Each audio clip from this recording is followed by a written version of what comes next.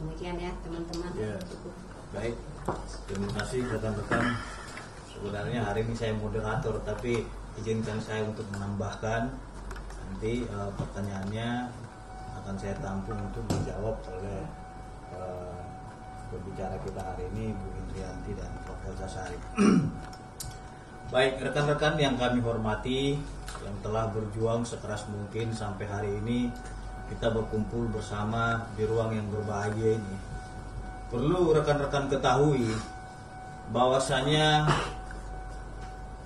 klien kami hari ini cukup menderita dikarenakan adanya opini-opini liar, opini-opini sesat, bahkan menuduh aib pelakunya. Itu adalah perbuatan fitnah dan penyebaran berita bohong yang harus dilawan oleh penasihat hukum. Kita hari ini sepakat menyerahkan proses hukum ini kepada penegak hukum, dalam hal ini kepolisian, kejaksaan, dan pengadilan.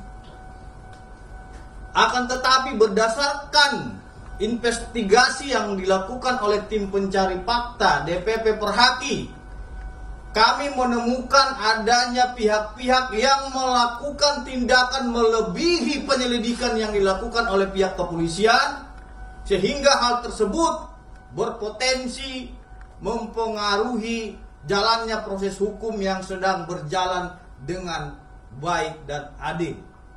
Kita sepakat due process of law harus dijunjung dengan setinggi-tingginya di negara hukum yang kita banggakan ini. Saudara-saudara sekalian yang kami hormati, bahwasanya tadi malam saya mendapatkan telepon dari klien kami Aib Rudiansyah pada pukul 21.50 WIB. Beliau menyampaikan kepada saya bahwasanya ada orang tidak dikenal, ya, yang katanya suruhan orang salah satu politikus, sehingga bapaknya ini merasa tertekan dan dibawa informasinya saat ini ke Subang. Dibawa informasinya hari ini sampai ke Subang. Ini kepentingannya apa seperti itu loh? Sampai dibawa-bawa keluarganya. Apa urgensi daripada politisi ini? Dia bukan seorang pengacara, gitu loh. Dan kami lihat dia ini mengumpulkan saksi-saksi, dan bahkan saksi-saksi ini mencabut-cabutin keterangannya. Kita tidak boleh mengintervensi proses hukum yang sedang berjalan dan adil ini. Sekalipun itu presiden, hukum haruslah tegak lurus, karena hukum adalah panglima dan keadilan adalah raja bagi kita semua. Kalau memang hukum bisa diintervensi oleh politisi, hukum bisa diintervensi oleh pejabat, ini akan amburadul penegakan hukum kita ini. Saya juga mendapat kabar dari klien saya bahwasanya pada waktu ia diwawancara oleh salah satu politisi, ia diberikan sejumlah uang. Yang pertama pakai amplop, yang kedua secara tunai. Ya. Jadi biar teman-teman melihat sendiri. Terus yang kedua, ya, Aib juga menyampaikan keluarganya, dalam hal ini bapaknya juga diberikan uang oleh salah satu politisi yang ikut nimbrung dalam kasus ini. Jadi ini sangat sungguh miris sekali gitu. Apa urgensi dia untuk menunggangi kasus yang sedang berjalan ini dan memberikan uang? Gitu. Saya aja selaku pengacara yang bersangkutan sedikit pun tidak pernah saya berikan uang kepada dia, apalagi kepada keluarganya. Terus rekan-rekan, karena memang ini kami menilai dari DPP Perhaki ini sudah sangat jauh sekali mereka memasuki ranah hukum dan sudah mencampuri setiap penegakan-penegakan hukum ini, sehingga kami menilai yang bersangkutan telah mengintervensi perkara dan akhirnya kami putuskan untuk membuat laporan polisi terhadap yang bersangkutan. Dan kita junjung asas praduga. Baik. Rekan-rekan, sebenarnya kita juga bukan tidak bisa melaporkan orang. Bisa. Mereka dengan begitu membabi buta melaporkan klien kami. Mulai dari Ibtu Rudiana, mulai dari Aep, mulai dari Pasren dan Kapi. Begitu bangganya mereka. Ini telah kita laporkan karena mereka kesaksian palsu katanya.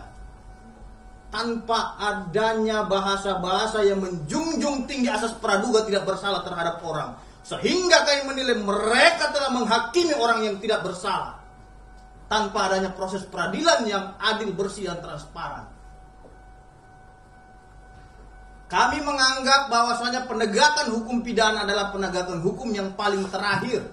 Ultimum remedium. DPP Perhaki sebenarnya mengambil langkah pidana itu adalah langkah paling terakhir. Kita tidak mau mempenjarakan orang lain. Kita tidak mau membuat orang pesakitan. Akan tetapi, karena ini terus menerus dirongrong, sehingga DPP Perhaki tidak akan tinggal diam terhadap tindakan-tindakan yang dilakukan oleh para pihak ini. Rekan-rekan sekalian, keputusan DPP Perhaki dalam mengambil sikap untuk melaporkan berbagai pihak ini adalah keputusan yang sudah final. Dengan kajian yang begitu matang, melihat tindakan-tindakan yang dilakukan oleh politisi, beberapa orang, demonstrasi, intimidasi, penyebaran berita bohong, tuduhan-tuduhan fitnah, dan tindakan terstruktur, sistematis, dan masif di akun-akun media sosial yang menyerang pribadi, korban, saksi, bahkan para penasihat hukumnya. Apakah seperti ini wajah penegakan hukum kita yang dibenturkan dengan akun-akun tidak jelas, yang dibenturkan dengan kepentingan-kepentingan elit politik?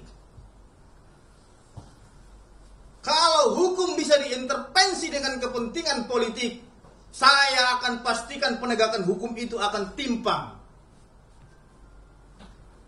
Semestinya penegakan hukum diserahkan kepada lembaga yang berwenang, dalam hal ini kepolisian, kejaksaan, dan pengadilan. Saudara-saudara sekalian, kita melihat akhir-akhir ini banyaknya yang menantang di tengah-tengah masyarakat kita. Salah satu artis inisial NM, ada lagi salah satu mantan petinggi Polri inisial SD, menantang mengatakan, saya berikan 10 juta barang siapa yang bisa membuktikan itu pembunuhan. Dan 2 hari yang lalu tantangannya saya terima dan telah saya umumkan di publik, saya menerima tantangan saudara. Sampai sekarang tidak ada respon terhadap tantangan tersebut. Kita buktikan mana pembunuhannya. Ayo, tantangan yang serius. Jangan tantang menantang yang menimbulkan kegaduhan di masyarakat tapi tidak fair. Terus satu lagi mengatakan, barang siapapun yang mengetahui keberadaan Aep akan saya berikan 500 juta. Saya mengetahuinya. Mana 500 jutanya? Biar saya sedekahkan kepada anak yatim di Republik Indonesia ini. Dan saya sumbangkan kepada masjid-masjid untuk memamukkan remaja masjid di Republik Indonesia ini. Mana? Tidak usah pun ditantang, ya. Kita akan menyampaikan konferensi pers secara komprehensif terhadap masyarakat. Dan alhamdulillah kita diberikan kepercayaan oleh Aib Rudiansyah sebagai penasihat hukumnya. Sehingga kami menilai banyaknya opini-opini yang dibangun oleh berbagai pihak membuat penegakan hukum ini tidak semakin jelas arahnya. Gitu. Saya tanya kepada rekan-rekan sekalian, yang menegakkan hukum ini siapa? Ya pihak kepolisian. Adapun bukti, fakta dan data serahkan kepada pihak kepolisian. Bukan buat medsos. Ini ada dikit ini bikin medsos dan lain-lain. Itu namanya trial by the medsos, peradilan media sosial. Yang harus tidak boleh kita jadikan patokan ataupun rujukan. Akan tetapi penegakan hukum yang adil dan fair yang kita lakukan. Terus yang kedua, tuduhan terhadap Aib, ya, yang menyatakan bahwasanya Dede ini menyampaikan Aib itu merekayasa cerita dan mengarah mengikuti kemauannya. Itu tidak benar. Sehingga itu adalah penyebaran berita bohong. Karena memang tuduhan-tuduhan tudingan Aib ini kepada Dede ini kepada Aib, sehingga resmi kita lapor ke polisi dengan pasal 28 junto pasal 45 Undang-Undang ITE, menyebarkan berita bohong dengan ancaman pidana di atas 5 tahun. Yang tadi sudah saya sampaikan kepada rekan-rekan sekalian. Jadi teman-teman, saya ingin menyampaikan beberapa hari lalu saya bertemu dengan Saudara Aib. Sekaligus saya tanya terhadap beliau, mungkin ini bisa dilihat.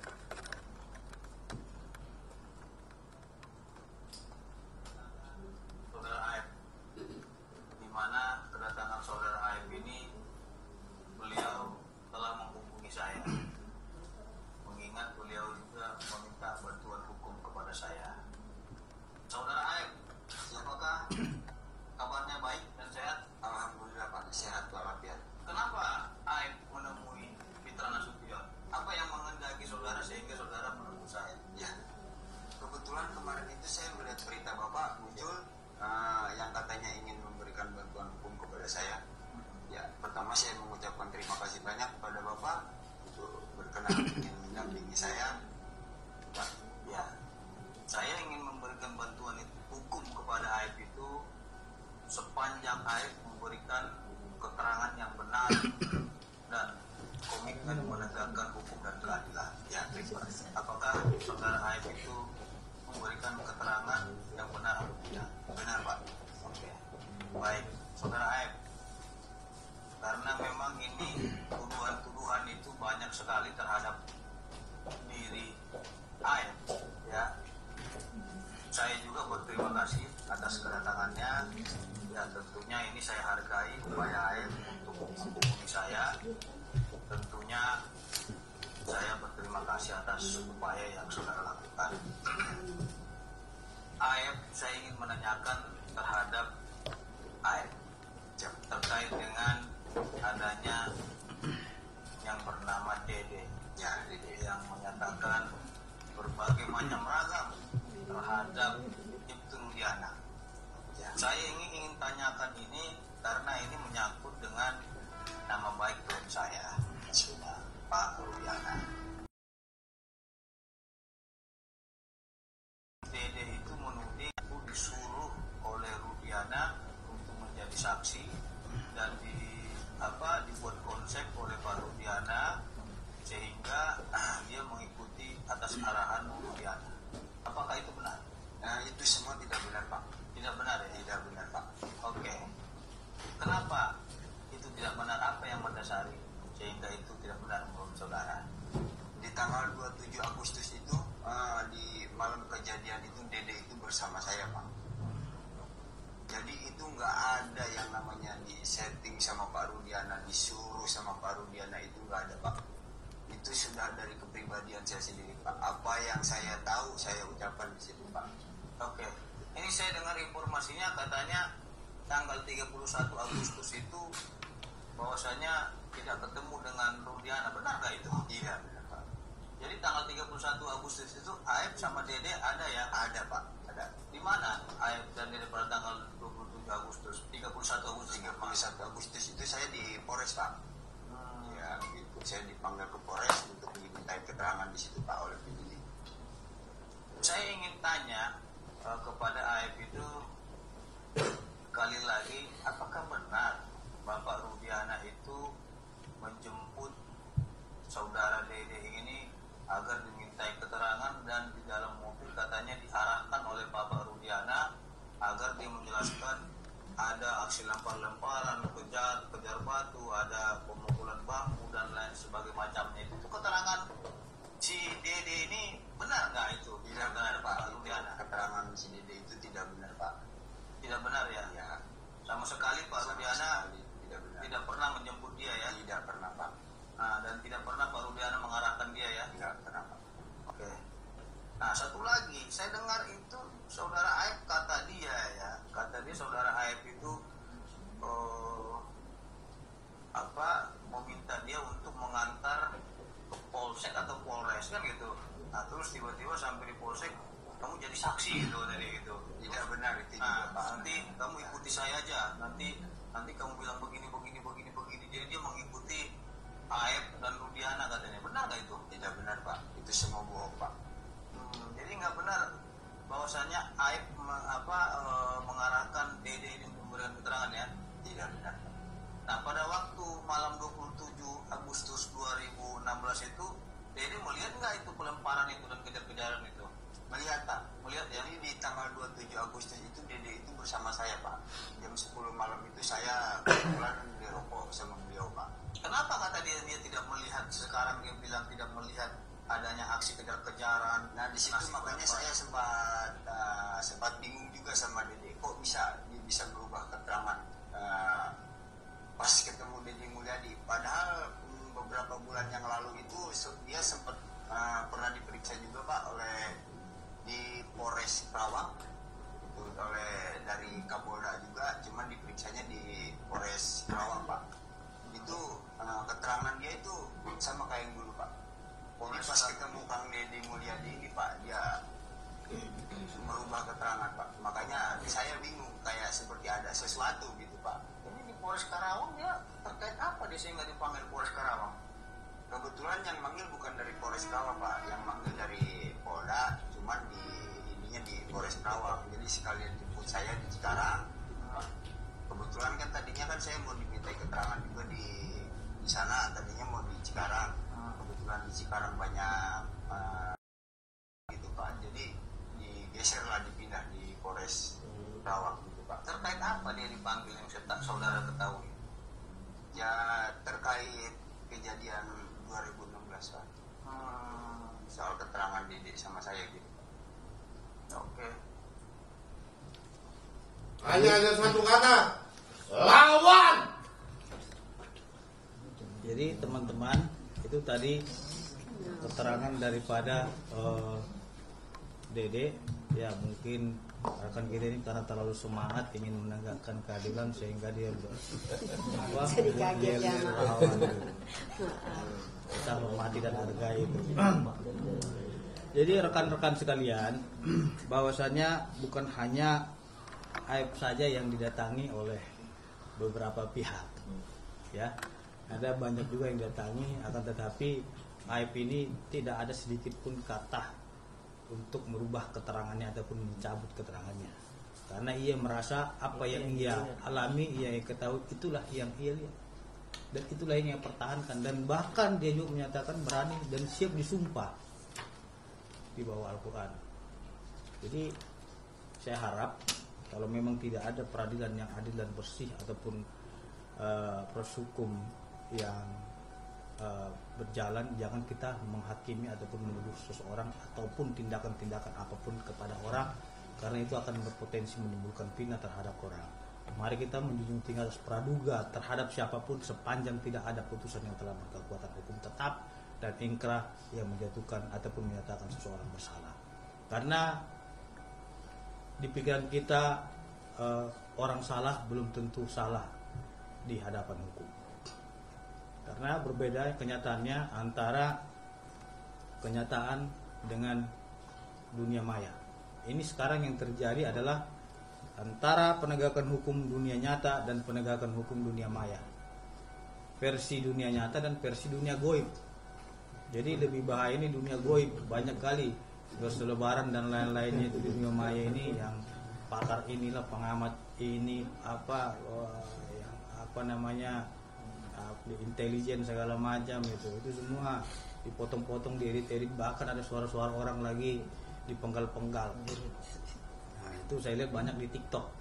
Nah, itu merupakan suatu perbuatan yang mengkaburkan pokok perkara dan fakta-fakta yang telah terungkap di dalam persidangan. Jadi teman-teman, itu tambahan dari saya. Berhubung saya di sini ada ketua umum, ya saya persilakan kepada Profesor. Terima kasih.